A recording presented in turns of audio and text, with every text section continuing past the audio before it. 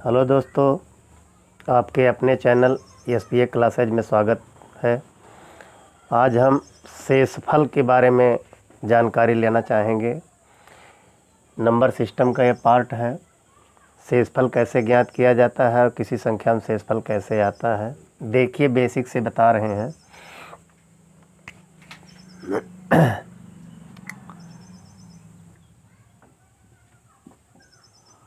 देखिए 18 में अगर 5 से भाग दिया जाए तो शेषफल कितना आएगा। क्वेश्चन लिख लीजिए। 18 में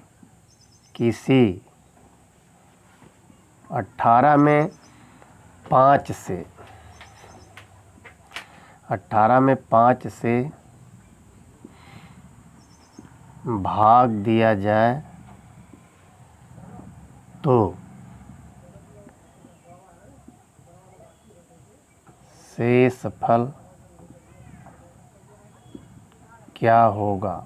देखिए क्वेश्चन है, यहाँ पे हमें बेसिक में यही बताया जाता है कि 18 में अगर 5 से भाग दिया जाए तो शेष क्या होगा। 18 में हमने 5 से भाग दे दिया, 5 तिहाई 15 हो गया, शेष 3 बच गया। यही हमारा शेष है। इसी के बारे में हमें ज्ञात करना है, इसी टॉपिक पर हमें चर्चा करना है कि हम इसको कैसे निकालेंगे। देखिए इसको नोट कर लीजिए, तब हम अगला क्वेश्चन बताते हैं।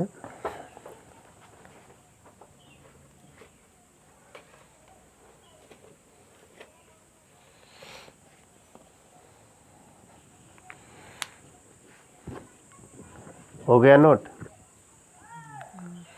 देखिए अब क्वेश्चन जो परीक्षाओं में अक्सर पूछा जाता है वो है, लिखिए किसी संख्या में 24 से भाग दिया जाए तो शेष 19 बचता है। यदि उसी संख्या में 12 से भाग दिया जाए तो शेष क्या बचेगा। प्रश्न यही है कि किसी संख्या में 24 से भाग दिया जाए तो शेष 19 बचता है। यदि उसी संख्या में 12 से भाग दिया जाए तो शेष क्या बचेगा। देखिए हम इससे पहले एक छोटा सा आपको एग्जाम्पल दे रहे हैं। हमारे पास मान लीजिए कोई संख्या है, जैसे हम संख्या ज्ञात है, हमें जो संख्या दी गई वो ज्ञात है। एक क्वेश्चन जैसे ये बनता है, हम बता रहे हैं कि 18 में 10 से भाग दिया जाए तो शेष 8 बचता है। तो उसी संख्या 18 में ही 5 से भाग दिया जाए तो शेष क्या बचेगा। देखिए हम इस प्रश्न के अलावा अलग से उदाहरण बोल रहे हैं कि किसी संख्या के बजाय हमने जो यहाँ संख्या लिया है 18 में, किसी संख्या के बजाय जहाँ किसी संख्या को लिखा है वहाँ के बजाय हमने ये लिखा है कि 18 में 10 से भाग दें तो शेष 8 बचता है। ठीक, और उसी संख्या या 18 में देखिए जहाँ उसी संख्या को लिखा गया है उसी की जगह 18 है, उसी संख्या में 5 से भाग दें तो शेष क्या बचेगा। यही हमें ज्ञात करना है, शेष क्या ज्ञात है। देखिए इसको कैसे हल करेंगे। सर्वप्रथम तो 18 में 10 से भाग देंगे, 10 से कम 10, शेष हमारा 8। इस बेस को हमारा क्लियर कर रहा है ना कि हमने अगर 18 में 10 से भाग दिया तो शेष कितना बचा, 8 बचा। तो उसी संख्या में हम किससे भाग दें, 18 में 5 से भाग दें तो हमारा शेषफल क्या होगा, 5 तिहाई 15, शेष 3 बचेगा। देखिए एक मेथड ये है, चूँकि हमें यहाँ जो भाज्य संख्या दी गई है, भाजक दिया गया, भाग देने वाला दिया गया है, लेकिन जो काटने वाली संख्या भाजक नहीं दिया गया है, तो हम कैसे ज्ञात करेंगे। इसीलिए हमने यहाँ एक अपने से संख्या रखा कि 18 में 10 से भाग दिया जाता है, तो शेष 18 में 10 से भाग दिया जाता है तो शेष 8 बचता है। तो 18 में 5 से भाग दें तो शेष क्या बचेगा। इसी सवाल को जहाँ यहाँ किसी संख्या लिखा गया वहाँ हमने 18 लिख दिया, जहाँ उसी संख्या है तहाँ हमने 18 लिख दिया। हम यहाँ भाज्य को ले रहे हैं, भाजक हमें दिया हुआ है, भाज्य को जब हम ले रहे हैं तो 10 से भाग दिया, शेष 8 बचा। पहली पॉइंट हमारा पूरा कर रहा है। दूसरी पॉइंट में 18 में 5 से भाग दें, शेष 3 बचेगा। अब देखिए इसी को हम आगे बढ़ाते हुए हम इतना प्रक्रिया ना करके सिर्फ जो हमें शेष दिया है, यहाँ पर जो शेष दिया है, शेष 8 दिया है, 8 को ही हम 5 से डिवाइड कर दें, 8 में हम 5 से भाग दे दें। 8 में जब 5 से भाग देंगे, 5 एकम 5, शेष 3। हमें ये प्रक्रिया करने की कोई ज़रूरत नहीं है। इसी बेस पर जहाँ किसी संख्या लिखा है, किसी को n मान लीजिए, कुछ मान लीजिए, वहाँ ऐसे नहीं हल करना, सिर्फ शेष फल को ही दूसरे भाजक से डिवाइड कर दीजिए, हम अगला शेष ज्ञात कर सकते हैं। ठीक, ये तो हमने आपको समझने के लिए अपने से उदाहरण दिया था। अब देखिए जो पेपर का प्रश्न है वो ये है। पेपर के प्रश्न में किसी संख्या में 24 से भाग दिया गया, मान लीजिए संख्या n है, n में 24 से भाग दिया गया, मान लीजिए a बार गई तो यहाँ 24 है, शेष हमारा 19 बचा है। ठीक, शेष हमारा 19 बचा है। तो जो हमने बताया पिछले पर उदाहरण दे करके उसी बेस पर यहाँ ले लीजिए, ज़्यादा हल करने की ज़रूरत नहीं, चूँकि हमें परीक्षा में समय बचाना है। समय बचाने के तहत हम शेषफल, नियम इसका यही है कि शेषफल में दूसरे भाजक से भाग दे दीजिए। दूसरा भाजक 12 है, 12 एकम 12, शेष हमारा कितना बच गया, 7। यही हमारा उत्तर होगा भाइयों। छात्रों यही उत्तर होगा, कभी भी हल करके देख लीजिए। हमने इसीलिए पिछला जो उदाहरण दिया 18-10 वाला, वो इसी बेस पर था। आया समझ में? मुझे उम्मीद है कि आप लोगों को पूरा समझ में आ रहा है। अब देखिए अगला प्रश्न हम दे रहे हैं आपको, और लिखने से बचने के लिए हम सिर्फ यहाँ पे संख्या बदल दे रहे हैं। किसी संख्या में 44 से भाग दिया जाए तो शेषफल 24 बचता है। यदि उसी संख्या में 11 से भाग दिया जाए तो शेष क्या बचेगा।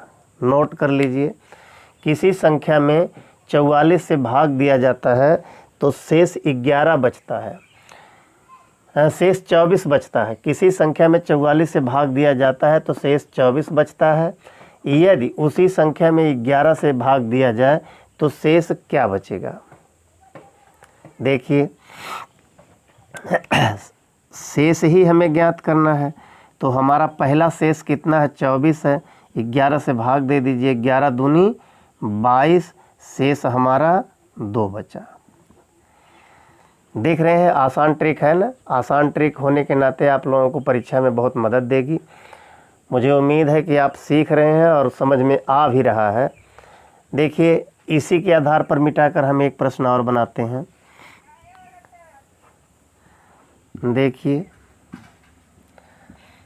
बोले, यदि किसी संख्या में 49 से भाग दिया जाए तो शेष 34 बचता है। यदि किसी संख्या में 49 से भाग दिया जाए तो शेष 34 बचता है। उसी संख्या में 7 से भाग दिया जाए तो शेष क्या बचेगा। देखिए तीन मॉडल नहीं बल्कि 3 एग्जाम्पल हम आपको हल करा रहे हैं। तो 49 से भाग दिया गया तो कितना बचा, शेष 34 बचा। अब अगर 7 से भाग देते हैं उसी संख्या में तो शेष क्या बचेगा। तो 7 चौक 28, यहाँ शेष 6 बचेगा। आसान सी विधि है, नोट कर लीजिए, अभ्यास कर लीजिए। और इसके लिए लिख लीजिए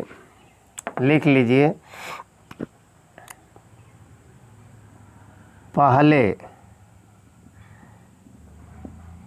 शेष में दूसरे भाजक से भाग दीजिए। बचा हुआ शेष, जो शेष बचता है वही हमारा आंसर होगा।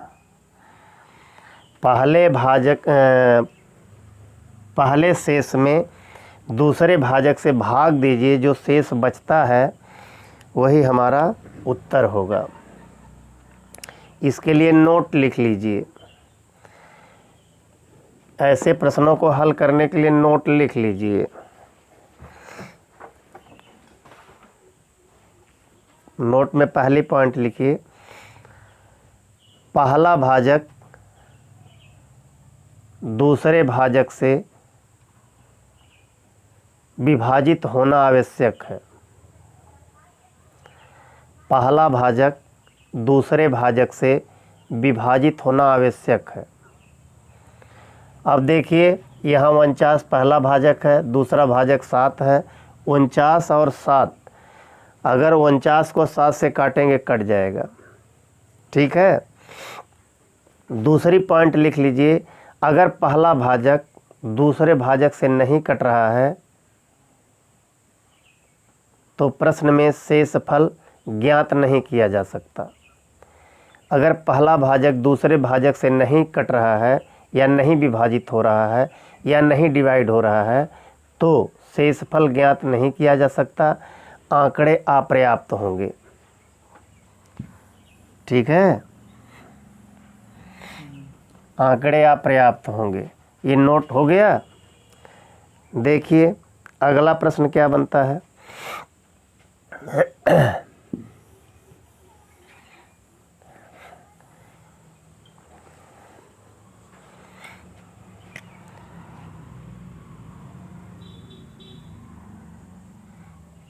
लिखिए, किसी दो संख्या में 10 से भाग दिया जाए। किसी दो संख्या में 10 से भाग दिया जाए तो शेष क्रमशः 7 और 5 बचता है। यदि उसी संख्या में 5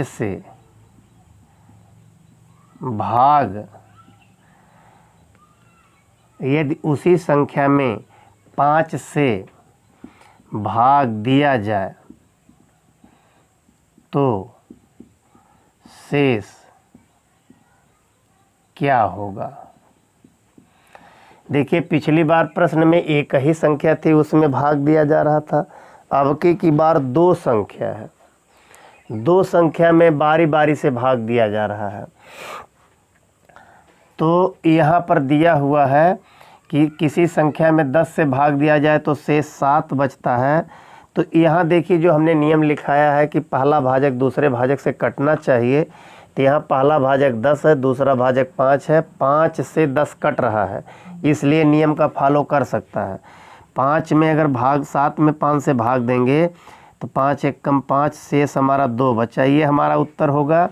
और 5 में 5 से भाग देंगे तो हमारा शेष 0 बचेगा।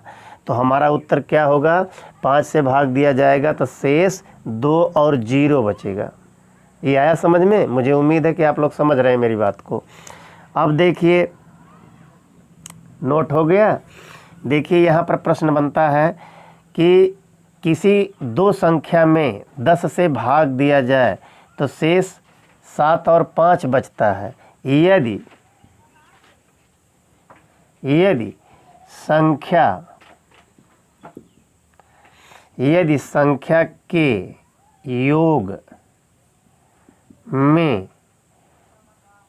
संख्या के योग में 5 से भाग दिया जाए तो शेष क्या बचेगा।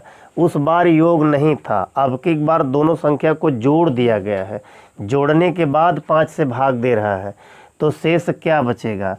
तो हम कुछ नहीं करेंगे, सिर्फ शेषफल को ही जोड़ देंगे। हमारे पास पहला शेषफल जो बचा है 7 और 5 है, इनको जोड़ देंगे 12 हो जाएगा। 12 को 5 से भाग दे देंगे, 5 दूनी 10, शेष हमारा 2 बचा। यही हमारा उत्तर होगा। मेरे प्यारे बच्चों, ये मेरी बात हो सकता है आपके दिमाग में समझ में आ रहा है, प्रयास कर रहा हूँ पूरा समझाने का। अगर ना समझ में आए तो पूछ लीजिए, कमेंट करिए और सलाह दीजिए कहाँ नहीं आ रहा समझ में, हम फिर प्रयास करेंगे आपको बताने कमेंट के माध्यम से। ये शेष क्रमशः 7 और 5 बचता है, तो शेषफल को ही जोड़ दीजिए। शेषफल जब जोड़ देंगे तो हमारा उत्तर ज्ञात हो सकता है। अब देखिए अगला प्रश्न बनता है, नोट कर लीजिए।